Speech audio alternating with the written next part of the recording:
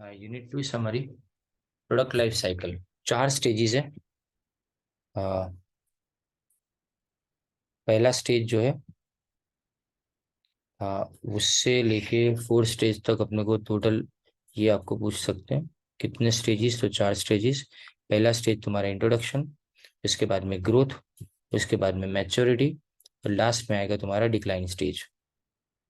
तो इन स्टेजेस के अंदर पहली बात तो अपने ये समझनी है कि हर प्रोडक्ट की लिमिटेड लाइफ होती है और अलग अलग स्टेजेस में से उसका सेल्स पास होता है और इसके प्रॉफिट कभी कम होते हैं कभी बढ़ते हैं। पहले बढ़ेंगे उसके बाद में कम होगा और इसके बाद में the products require different strategies. Her bar her life cycle के स्टेज के अंदर प्रोडक्ट के लिए अलग स्ट्रेटेजी बनानी पड़ती है, प्लान बनाना पड़ता है। अब यहाँ पे ये बेल शेप है और 4 स्टेजेस में पहला सेल्स वॉल्यूम सब में अलग अलग है, सेल्स रेवेन्यू सब में अलग अलग होता है और सब के लिए अलग अलग स्ट्रेटेजी। बट साइकिल जो होती है उसकी लेंथ, उसका ड्यूरेशन और इसका शेप ऑफ द कर्व वो सब प्रोडक्ट के लिए अलग अलग होता है।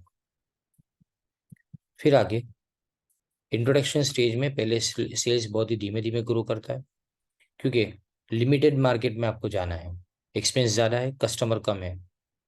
ये सब पूछे जाएंगे एमसीक्यू के अंदर। ध्यान देना कि पहली बात तो प्रॉफिट नॉन एग्जिस्टेंट, उसके बाद में हेवी एक्सपेंस, ये जितना डाक किया वो सब फ्यू कस्टमर्स और प्रमोशनल एक्सपेंडिचर ज़्यादा करना पड़ता है। मार्केटिंग स्ट्रेटेजी, इसमें आपको पायोनियर एडवांटेज मिलता है, यानी शुरुआत के अंदर मार्केट में दाखिल होने का एडवांटेज आपको मिलता है। कंपनी का फोकस उन बायर्स के ऊपर है who are the most ready to buy, यानी हाई इनकम ग्रुप वाले लोग। तो कंपनीज मस्ट डिसाइड कि कब मार्केट में एंटर होना है नई प्रोडक्ट के साथ में। और पायोनियर या तो इनोवेटर बनेगी तो वो रिवॉर्डिंग यानी पैसे देने वाला भी है वो, लेकिन साथ में रिस्की भी है और एक्सपेंसिव। इसमें मैक्सिमम एडवांटेज आपको मिलता है। इसमें अमेजोन.com, कोका कोला और हॉलमार्क एग्जाम्पल के साथ पिछले साल एमसीक्यू वाली एग्जाम के अंदर पूछा गया था ऑनलाइन में ये एग्जाम्पल। फिर if company decides to enter later, यानी बाद में इमिटेटर, इमिटेटर का मतलब कॉपी करने वाली बनना चाहती है, किसी की कॉपी करके अंदर एंटर होना चाहती है, वो भी बेनिफिशियल है उसके लिए क्योंकि उसके पास अच्छी टेक्नोलॉजी होगी, अच्छी ब्रांड रेपुटेशन अगर है तो वैसा कर सकती है। और कई बार आपने देखा भी है कि इमिटेटर्स यानी कॉपी करने वाले इनोवेटर से भी आगे बढ़ जाते हैं, है ना। और इसमें ग्रोथ स्टेज इसके बाद में आता है।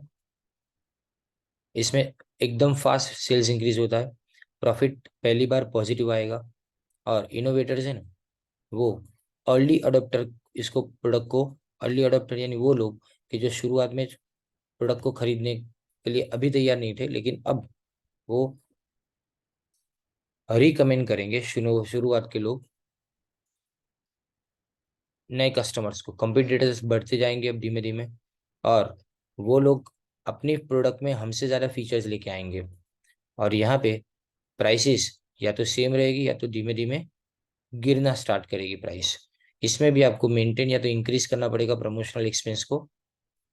और यहाँ पे सेल्स जो है वो प्रमोशनल एक्सपेंस से बहुत ज़्यादा फास्ट इंक्रीज होता है, इसलिए प्रॉफिट भी बहुत ज़्यादा फास्ट इंक्रीज होता है और वो लार्ज वॉल्यूम के ऊपर स्प्रेड अप होता है।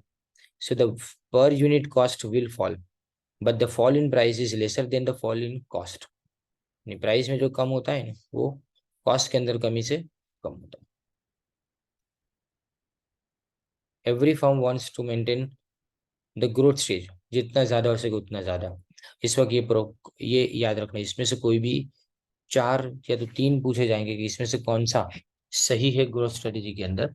एक तो प्रोडक्ट की क्वालिटी इंप्रूव करना, नई नए फीचर्स ऐड करना, नए मॉडल्स लाना, नए सेगमेंट में एंटर होना और कवरेज यानी दूर दूर तक अपने प्रोडक्ट को डिस्ट्रीब्यूट करना। पहले एडवर्टाइज में अपने प्रोडक्ट के बारे में लोगों को अवेयरनेस करते थे खाली, अब हम उसको ऐसा बोलेंगे कि आपको ये प्रोडक्ट खरीदनी ही है, इस तरह से हम उनको बताएंगे।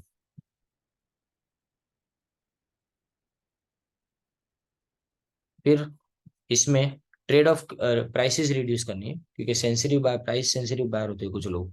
कुछ प्राइस सेंसिटिव बायर यानी जो प्राइस देख के खरीदारी करते हैं, कम प्राइस में ही खरीदेंगे, इसलिए प्राइस को रिड्यूस करना पड़ेगा। यहाँ पे ट्रेड ऑफ यानी बैलेंस रखना पड़ता है हाई मार्केट शेयर और हाई करंट प्रॉफिट के बीच में। जब कंपनीज ज्यादा से ज्यादा प्रोडक्ट इंप्रूवमेंट के ऊपर स्पेंड करेगी, प्रमोशन के ऊपर स्पेंड करेगी, तो वो अपने करंट प्रॉफिट को सेक्रीफाइस करेगी, लेकिन फ्यूचर में वो प्रॉफिट ज्यादा कमाएगी, ऐसा मानेगी। अब आता है उसके बाद में मैच्योरिटी स्टेज। यहाँ पे सेल्स तो है ज्यादा, लेकिन उसका ग्रोथ कम हो जाएगा और ये स्टेगनेंट हो जाएगा। यहाँ पे पीक टॉप सेल्स है, सबसे ज्यादा सेल्स इसी वक्त होगा। The price level is high and cost per customer is low. Customers middle majority वाले लोग हैं। The competitors also begin to decline. Competition भी धीमे धीमे कम होती जाएगी। ये स्टेज को अपने सबसे लॉन्गेस्ट स्टेज मानते हो। देखो, ऊपर वाले स्टेज में ज्यादा देर तक रहना चाहता है कॉम्पिट प्रोड्यूसर, लेकिन ये स्टेज सबसे लॉन्गेस्ट होता है। It creates many challenges for the companies. The companies adopt following three strategies. एक तो मार्केट में मॉडिफिकेशन यानी चेंजेस लाना है। Companies may try to expand the market for its mature brand by expanding the number of brand users. It can be done by converting non users, entering new segments, or by winning customers of competitors, or by convincing current customers to use more.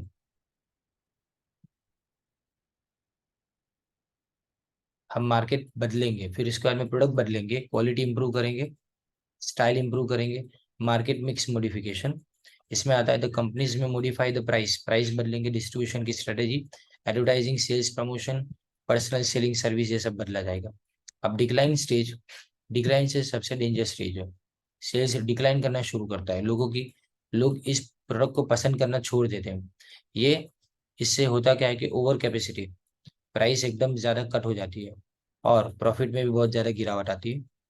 इसके कारण कुछ firm market से निकल जाएगी और existing firms जो है वो अपने प्रोडक्ट्स को रिड्यूस कर देगी। बहुत कम कस्टमर्स है जिसको अपने लेगार्ड्स बोलते हैं। लेगार्ड्स यानी छेक तक प्रोडक्ट को ना छोड़ने वाले लोग।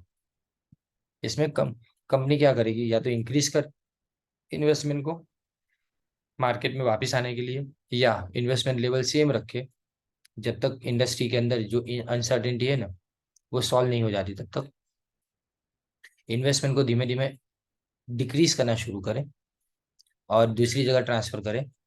अप्लाई हार्वेस्टिंग, हार्वेस्टिंग मतलब जितने भी कैश है ना वो वापस लेना शुरू करें, अपने बिजनेस को खत्म करना शुरू करें।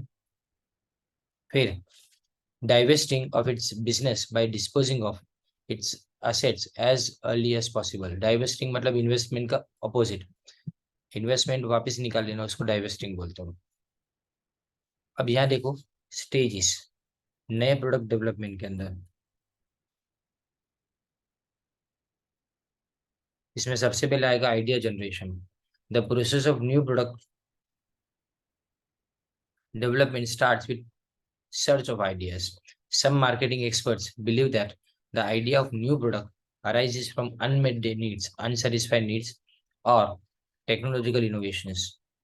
यानी आइडिया कहाँ से आता है, जब कस्टमर को कोई चीज की जरूरत पड़े तब वहां से। अब आइडिया कहाँ से आ सकता है, तो लोगों से बातचीत करने से, या फिर हम क्रिएटिव प्रॉब्लम सॉल्विंग टेक्निक को यूज करें तब। और इसमें से ये सारी मेथड्स के नाम याद रखने के। अब आइडिया स्क्रीनिंग, जो आइडिया हमारे दिमाग में, ये सिर्फ स्टेप्स आते हैं, यानी पहला कौन सा दूसरा कौन सा वही पूछा जाएगा इसमें। और अगर लगता है कि जो प्रोडक्ट डेवलप करना डायरेक्टली डेवलपमेंट पे चले जाएंगे तो ज़्यादा मुश्किल हो जाएगा, महंगा लगेगा हमको, इसलिए हम क्या करें, पहले उसको स्क्रीन करें कि ये आइडिया हमारे काम का है भी कि नहीं है। फिर अगर वीकर आइडियाज है उसको छोड़ दिया जाएगा और जो अच्छे आइडियाज है उसी को आगे बढ़ाया जाएगा। हम यहाँ पे आइडिया स्क्रीनिंग पे सवाल ये करेंगे कि जो नई प्रोडक्ट है वो क्या हमारे जो प्रपोज प्रोडक्ट आइडिया है उसको समझ पा रही है कि नहीं। Will the propose product idea deliver the expected sales volume, sales का ग्रोथ हो रहा है, प्रॉफिट हो रहा है कि नहीं, ये चेक किया जाएगा। If the product idea satisfies the above requirement तो it will be taken for further development. फिर इसके बाद में concept development and testing.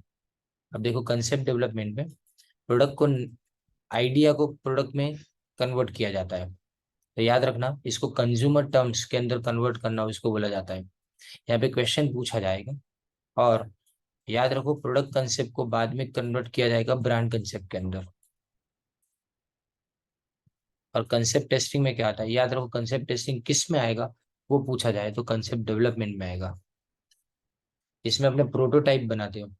Prototype बनाना है मतलब प्रोडक्ट जैसी एक प्रोडक्ट बनाना, और कंप्लीट डेवलप प्रोडक्ट नहीं, इनिशियल प्रोडक्ट बनाना।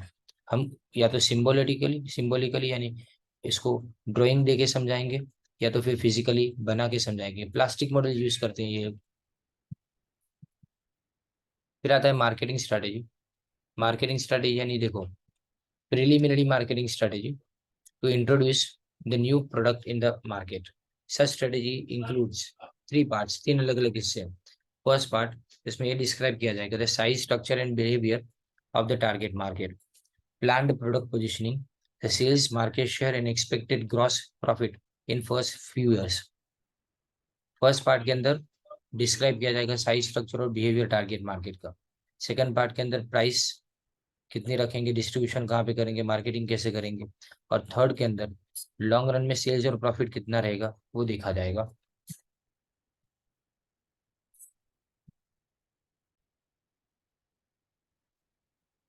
फिर उसके बाद में बिजनेस एनालिसिस है।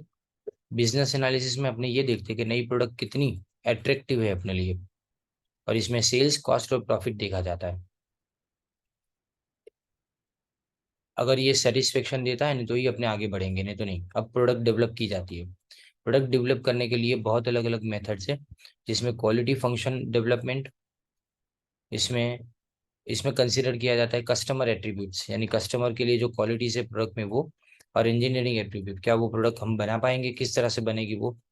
और इसके बाद में ट्रक की बात करें तो इसमें एक्सीलरेशन जो है ना वो चाहिए, यानी स्पीड चाहिए। तो इसमें हॉर्स पावर और अदर इंजीनियरिंग स्पेसिफिकेशन आते हैं। फिर इसमें कौन कौन से वर्जन है, alpha testing and beta testing, ये ना प्रोडक्ट डेवलपमेंट स्टेज में आता है, याद रखना है। फिर मार्केट टेस्टिंग, प्रोडक्ट को मार्केट में टेस्ट किया जाएगा, रिएक्शन कस्टमर्स का और डीलर्स का देखा जाएगा उसमें। और इसमें देखो कौन कौन से अलग अलग टेस्टिंग है, इसमें सेल्स वेव रिसर्च, इसमें कस्टमर्स को री ऑफर किया जाता है प्रोडक्ट को, नई प्रोडक्ट को, और कॉम्पिटिटर से थोड़ी रिड्यूस प्राइस के अंदर, ये री ऑफर 3 से 5 बार की जाती है। फिर स्टिम्युलेटेड टेस्ट मार्केटिंग, यानी क्वालिफाइड बायर्स को पूछा जाता है ब्रांड की फेमिलियरिटी के बारे में और प्रोडक्ट के प्रेफरेंस के बारे में हर कैटेगरी में। कंट्रोल टेस्ट मार्केटिंग, इसमें हम रिसर्च फर्म को रखेंगे, वो फीस लेके हमारी प्रोडक्ट के बारे में इंफॉर्मेशन कलेक्ट करेगी। वो टेस्ट मार्केट यानी कुछ कस्टमर्स को रिप्रेजेंटेटिव सीरीज के अंदर कुछ कस्टमर को अपने प्रोडक्ट बेचते हैं। फिर फाइनली आता है कमर्शियलाइजेशन। कमर्शियलाइजेशन में क्या आता है कि वो प्रोडक्ट फेवरेबल सब निकलता है ना तो इसको मार्केट में इंट्रोड्यूस किया जाता है। Timing and decision, proper timing होना चाहिए। फर्स्ट एंट्री यानी पायोनियर, पैरेलल एंट्री यानी मतलब कॉम्पिटिटर के साथ में अपने भी आते हैं, और लेट एंट्री यानी इमीडिएटर। जोग्राफिक स्ट्रेटेजी यानी एक लोकेशन में, एक रीजन में, बहुत अलग अलग मार्केट में। फिर टारगेट मार्केट यानी किसके कौन से कस्टमर के लिए, और इंट्रोडक्टरी मार्केट स्ट्रेटेजी मतलब एक्शन प्लान बनाना। फिर प्राइसिंग में देखो, इसमें प्राइसिंग अलग अलग तरह की होती है। प्राइसिंग प्रोसीजर में पहले सिलेक्टिंग प्राइसिंग ऑब्जेक्टिव, 5 तरह की चीज है इसमें। Survival, if the pricing objective is survival then company sets such price which covers variable cost fully and fixed cost partly. This is short-term objective, which is suitable for the firms having overcapacity, intense competition, changing wants। यानी इसमें ने short term objective है अपने लिए, ये long term नहीं है survival, यानी टिकना खाली मार्केट में। फिर मैक्सिमम करंट प्रॉफिट, अभी का प्रॉफिट ज्यादा होना चाहिए, ये रिटर्न ऑन इन्वेस्टमेंट के अंदर आता है, ये एमसीक्यू में आ सकता है। और मैक्सिमम मार्केट शेयर ये लॉन्ग टर्म ऑब्जेक्टिव है, ये भी याद रखना है। फिर मार्केट स्कीमिंग क्या मतलब, शुरुआत में हाई प्राइस, फिर बाद में धीमे धीमे कम करेंगे। और इसमें प्रोडक्ट क्वालिटी लीडर्स, हम प्रोडक्ट में क्वालिटी सबसे इम्प्रूव्ड हाई प्राइस के ऊपर चार्ज करके लाएंगे। फिर डिटरमाइन डिमांड, डिमांड डिसाइड करेंगे, इसमें प्राइस की ceiling, ceiling of pricing provide करती है डिमांड ऑफ द प्रोडक्ट, यानी प्राइस सेंसिटिव अगर कस्टमर्स है ना तो कंपनी को कम प्राइस रखनी पड़ेगी। फिर प्राइसिंग कर्व्स, इसके लिए 3 मेथड है।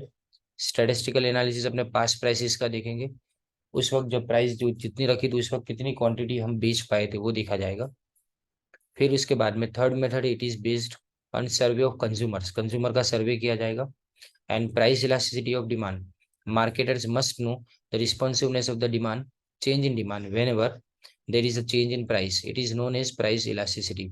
If demand change is more, it is more elastic. और अगर less है तो less elastic. The demand is less elastic when there are few competitors, buyers. Less elastic कब है? जब competitors कम हो तो.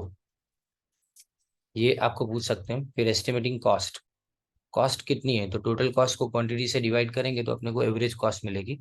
और दो तरह की कॉस्ट होती है, फिक्स कॉस्ट और वेरिएबल कॉस्ट, ये हम जानते हैं. अब एक्टिविटी बेस्ड कॉस्टिंग अकाउंट, ये हमने कॉस्ट अकाउंटिंग में देखा है, मैनेजमेंट अकाउंटिंग में. और टारगेट कॉस्टिंग यानी marketing research will decide the price. हम प्राइस रिसर्च से डिसाइड करेंगे. फिर analysing competitors cost, prices and offers.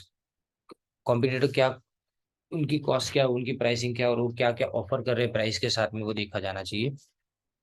अगर फर्म इसमें ज़्यादा फीचर्स ऐड करेगी जो कॉम्पिटिटर ने इंक्लूड नहीं किए तो हम ज़्यादा प्राइस चार्ज कर सकते हैं. लेकिन कॉम्पिटिटर के पास ज़्यादा फीचर्स है तो हमको कम प्राइस चार्ज करनी पड़ेगी. फिर सिलेक्टिंग अ प्राइस मेथड, कौन सी मेथड यूज़ करेंगे, ये 100% एमसीक्यू में आएगा. देखो कौन सी मेथड, तो इसमें मार्कअप प्राइसिंग. इसमें हम क्या करेंगे, ये सबसे एलिमेंट्री मेथड यानी बेसिक मेथड है.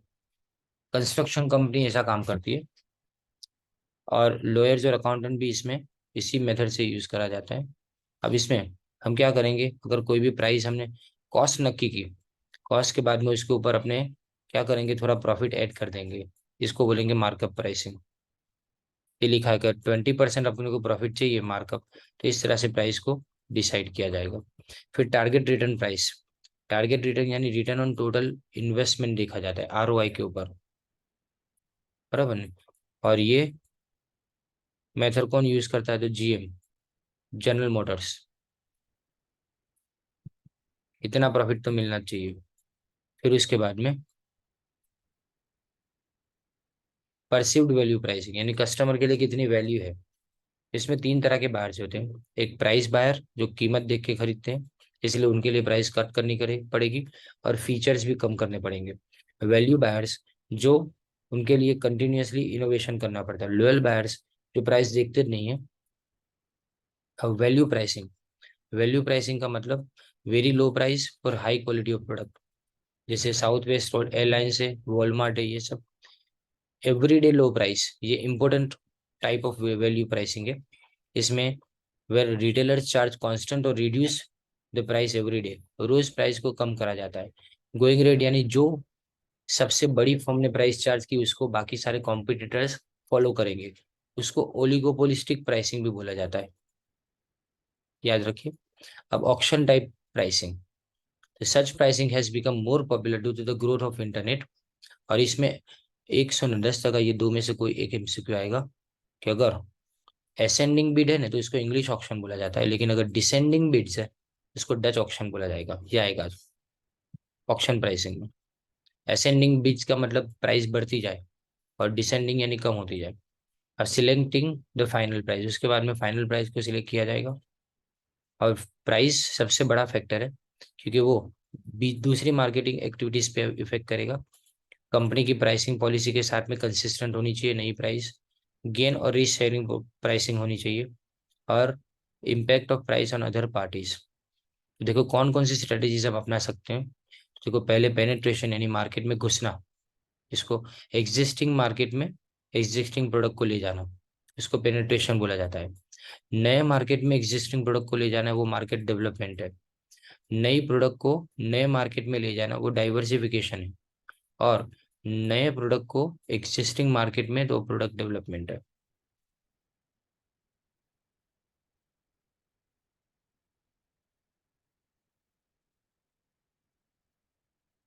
ये आगे अपने फर्स्ट यूनिट में भी था इंटीग्रेशन वाला. अब प्रोडक्ट मिक्स, ये भी एमसीक्यू में आएगा. देखो पहले कोर प्रोडक्ट यानी बेसिक प्रोडक्ट वो तो होनी ही चाहिए, उसके बिना कंज्यूमर खरीदेगा नहीं. बेसिक प्रोडक्ट जैसे यहाँ पे स्कूल का एग्जांपल बहुत अच्छा दिया है कि student gets education from school, ये कोर प्रोडक्ट है. स्कूल जाएगा तो एजुकेशन मिलेगा, लेकिन क्लासरूम होने चाहिए, लाइब्रेरी, लैब, चेयर, टेबल होना चाहिए, वो बेसिक. एक्सपेक्टेड मतलब रेगुलर क्लासेस, फैन, लाइट और गुड टीचर. ऑगमेंटेड मतलब मिड डे मील, दोपहर में खाना दिया जाए, personal counselling, home tuition free of cost, ये दिया जाए. तो पोटेंशियल यानी classroom graduate level course future में करे. अब प्रोडक्ट की अलग अलग प्रोडक्ट मिक्स में देखो, physical features, colour, shape, size, ये सब आता है उसमें। अब विथ का मतलब क्या है, ये एमसीक्यू में आ सकते हैं। देखो, नंबर ऑफ प्रोडक्ट लाइंस, उसको विथ बोला जाता है। नंबर ऑफ आइटम्स, उसको लेंथ बोला जाता है। नंबर ऑफ वेरिएंट, उसको डेप्थ बोला जाता है। और कंसिस्टेंसी यानी कौन से प्रोडक्ट के अंदर आता है, कौन से सेक्टर में, ये fully manufacture consumer goods, FMCG. अब ब्रांडिंग यानी प्रोडक्ट की ब्रांडिंग, ब्रांडिंग क्या, ये पूछेंगे एमसीक्यू के अंदर। Branding is the process of building, maintaining, protecting and enhancing, image बनाना, इसको ब्रांडिंग बोलते हैं। वो आपके लिए आइडेंटिटी क्रिएट करती है, लॉयल्टी, वफादारी सब क्रिएट करती है। और ये यूनिक नेम जो प्रोडक्ट को दिया जाता है वो ब्रांड नेम है।